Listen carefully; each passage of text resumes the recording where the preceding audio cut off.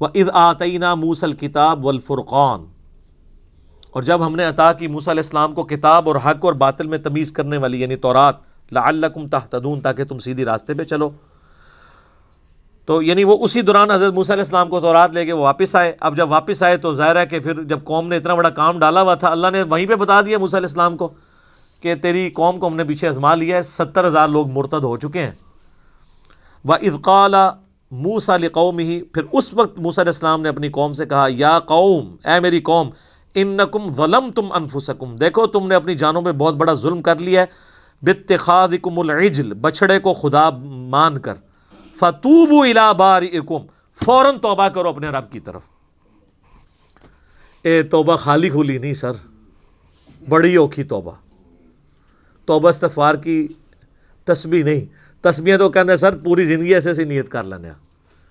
توبہ یہ تھی کہ جن جن لوگوں نے بچڑے کو رب مانا ہے وہ سب کے سب لوگ قتل کیے جائیں گے. قتل مرتد کی سزا، یہ قتل مرتد کی سزا کے اوپر یعنی مسلمانوں میں بھی بعض لبرلز پیدا ہوئے ہیں. قتل مرتد کی سزا تو قرآن کے اندر موجود ہے، اور ظاہر ہے چونکہ یہ جو امت کی شریعت ہے وہ کنٹینیوشن ہے شریعت موسوی کا، سوائے ان چیزوں کے جو چیزیں منسوخ کر دی گئی. فَاقْتُلُوا أَنفُسَكُمْ، مارو اپنوں کو. ویسے لفظی ترجمہ ہے کہ اپنے آپ کو خود قتل کر لو، لیکن یہ محاورتاً بات ہو رہی ہے کہ اپنوں کو قتل کرو. مراد یہ کہ چونکہ وہ 12 قبائل تھے، قبائلی تعصب بھی آ سکتا تھا. اگر ایک قبیلے کا بندہ دوسرے کا بندہ مارتا، انہوں نے اس چیز کو بھول جانا تھا کہ یہ قتل مرتد کی سزا، انہوں نے کہنا ہے ساڑھے قبیلے کا بندہ مار دی. تو اللہ نے فرمایا ہر قبیلے والے خود پرجنگ کریں، خود صفائی کریں اپنے اپنے ان لوگوں کی، کالی بھیڑوں کی جنہوں نے یہ حرکت کی ہے. جس طرح یہاں بھی گورنمنٹ کی طرف سے آتا رہتا ہے کہ آپ کے مدرسوں میں، آپ کی مسجدوں کے اندر جو جو نان اسٹیٹ ایکٹر ہیں آپ خود صفائی کر لیں، ورنہ جب ہم شروع کریں گے تو پھر شریف لوگ بھی جیل میں چلے جائیں گے. تو اللہ تعالیٰ نے فرمایا کہ قتل کرو اپنوں کو. ذالکم خیر لکم، اسی میں تمہاری خیریت ہے. عند بارئکم، تمہارے رب کے نزدیک، تمہارے خالق کے نزدیک. فتاب علیکم، پھر اس نے تمہاری توبہ قبول کر دی. انہ هو التواب الرحیم، بے شک وہ توبہ قبول کرنے والا مہربان ہے. توبہ قبول تو کر لی، لیکن کس طریقے سے کی، یہ بہت سینسٹیو مسئلہ ہے کہ وہ 70,000 یہودی ایک دن میں قتل ہوئے تھے. کیونکہ اللہ تعالیٰ نے کہا میں تو راضی نہیں ہوں گا، پوری قوم سے ناراض ہو جاؤں گا، ان کو سزا دو. سر آپ ذرا اب امت محمدیہ کو بھی ذرا ریوزٹ کریں کہ ہم کون کون سے الٹے کام نہیں کر رہے، اور کیا کچھ ہونا چاہیے ان کے ساتھ بھی. جو نبی علیہ السلام کی دعاؤں کی برکت سے معاملہ مؤخر ہو گیا ہے، ٹلا نہیں ہے، مؤخر ہو گیا آخرت کے لیے. ورنہ وہ ساری برائیاں، جن برائیوں کے اوپر اللہ تعالیٰ نے یہود و نصارہ کو قرآن حکیم میں ڈانٹ ڈپٹ کی ہے، اس سے زیادہ ورسٹ فارم میں اس امت کے اندر آ چکی ہوئی ہے. لیکن نبی علیہ السلام کی دعائیں ہیں کہ میری امت کے اوپر اس دنیا میں اس طرح کا کوئی عذاب نہ آئے کہ ان کے ساتھ ایسا معاملہ ہو. آخرت والا معاملہ تو پھر اللہ نے رکھا ہوا ہے. یہاں پہ بھی دیکھ لیں کہ اللہ تعالیٰ نے ان کو، اچھا یہ آپ تو کہتے ہیں جی اللہ تعالیٰ تو ماں سے بھی زیادہ محبت کرنے والا ہے. کوئی ماں 70,000 بچے ایک دن میں اپنے قتل کروا سکتی ہے؟ اور یہ جو نصارہ بھی ہمیں کہانی کراتے ہیں گاڈ از آل لونگ، وہ کہتے ہیں مسلمانوں کا خدا بڑا ڈڈ ہے، عیسائیوں کا خدا تو سب سے محبت کرتا ہے. تو سر یہ تو عیسائی بھی اس ہسٹری کو مانتے ہیں، تورات کو تو کرسچنس بھی مانتے ہیں، جوز بھی مانتے ہیں. کیا ان کو نہیں پتا یہ پرجنگ کس طرح اللہ نے کی تھی ان کی؟ 70,000 لوگ. اللہ تعالیٰ کے کوئی احساسات نہیں ہے کہ وہ مغلوب ہو جائے اپنے احساسات سے. میں بار بار جو آپ کو یہ کہہ رہا ہوں کہ اللہ تعالیٰ بڑا ڈاڈا ہے. یہ ہاں وہ غفور رحیم اس کے لیے ہے جو توبہ کر کے اپنی اصلاح کر لے. میرا ایک یوٹیوب پہ کلپ بھی ہے، اللہ کی رحمت کے ذریعے دھوکہ. جو لوگ کہہ رہے ہوتے ہیں اور جی اللہ بڑا معاف کرنے والا ہے، یہ کس کو بتا رہے ہیں آپ؟ اللہ کو بتا رہے ہیں کہ اللہ تو بڑا معاف کرنے والا ہے، سانو اپنا کام کرن دے. کس کو بتا رہے ہیں؟ قرآن میں نے چیلنج کیا کوئی ایک آیت ایسی نہیں ہے جس میں اللہ تعالیٰ، یہ دیکھیں یہ انہ هو التواب الرحیم تو آپ پڑھ لیں گے کہ بے شک توبہ قبول کرنے والا مہربان ہے، پیچھے کہ توبہ کی قبول کی تھی اور ہی پڑھنا کہ خالی غفور الرحیم ہی پڑھنا ہے؟ پورے قرآن میں کہیں یہ رحمت کی آیات اس طرح نہیں آئی ہیں کہ ایبسولوٹلی آئی ہوں کہ جو مرضی کرو، نہیں، جہاں بھی آئے توبہ کی، اصلاح کی، سدھر گیا پھر ہم معاف کر دیں گے۔ تو پھر مجھے کہنے دینا، مرنے سے پہلے اے مسلمان کر لے اس پہ غور، کتابوں کا خدا اور ہے، بابوں کا خدا اور۔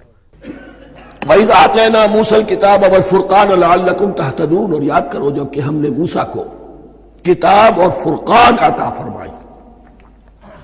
یہ فرقان حق اور باطل کے درمیان فرق کر دینے والی چیز، اور کتاب عام طور پر جو آتا ہے وہ شریعت کے لیے آتا ہے، شریعت بھی دی، کتاب بھی دی اور فرقان بھی دیا، لعلکم تہتدون، تاکہ تم ہدایت پاؤ۔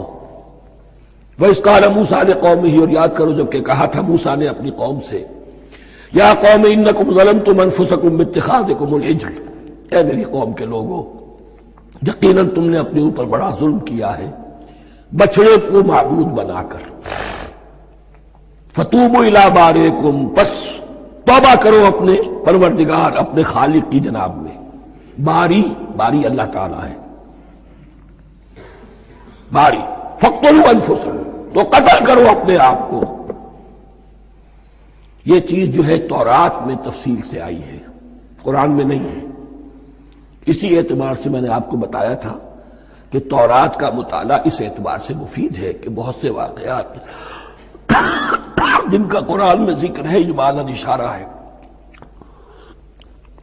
اس کی تفصیل کے لیے ہمیں تورات سے رجوع کرنا پڑتا ہے، ورنہ یہ کہ اس آیت کا صحیح مفہوم واضح نہیں ہوگا۔ فاقتلوا انفسکم، اپنے آپ کو قتل کرو، کیا معنی؟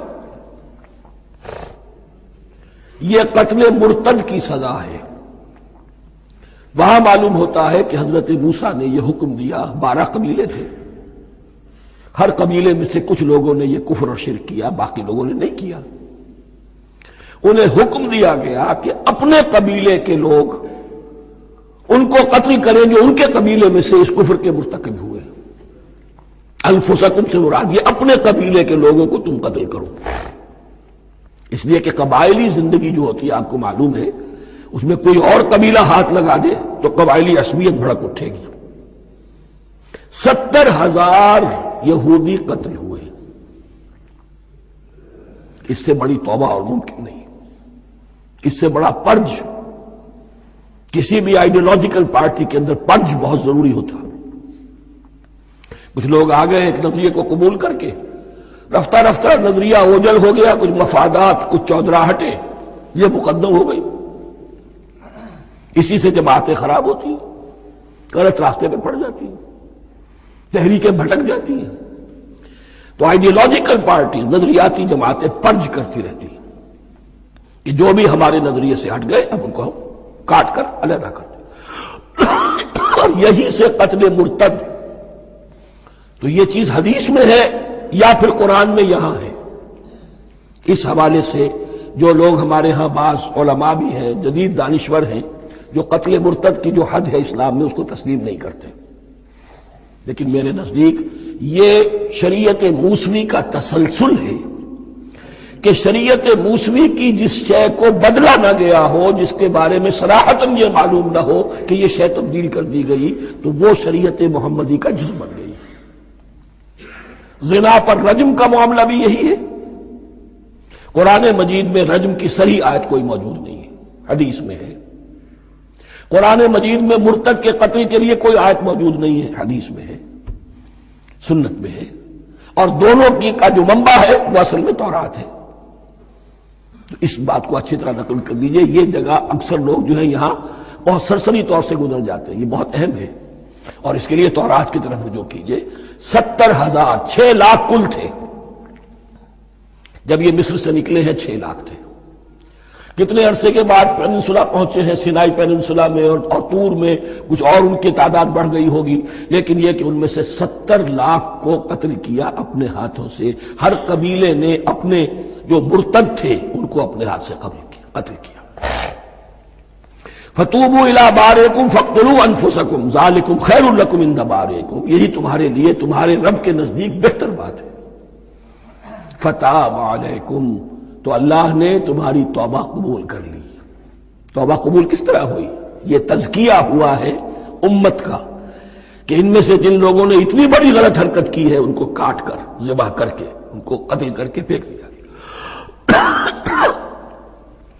انہ هو التواب الرحیم، یقیناً وہ تو ہے ہی بہت توبہ کا قبول فرمانے والا اور بہت رحم فرمانے والا.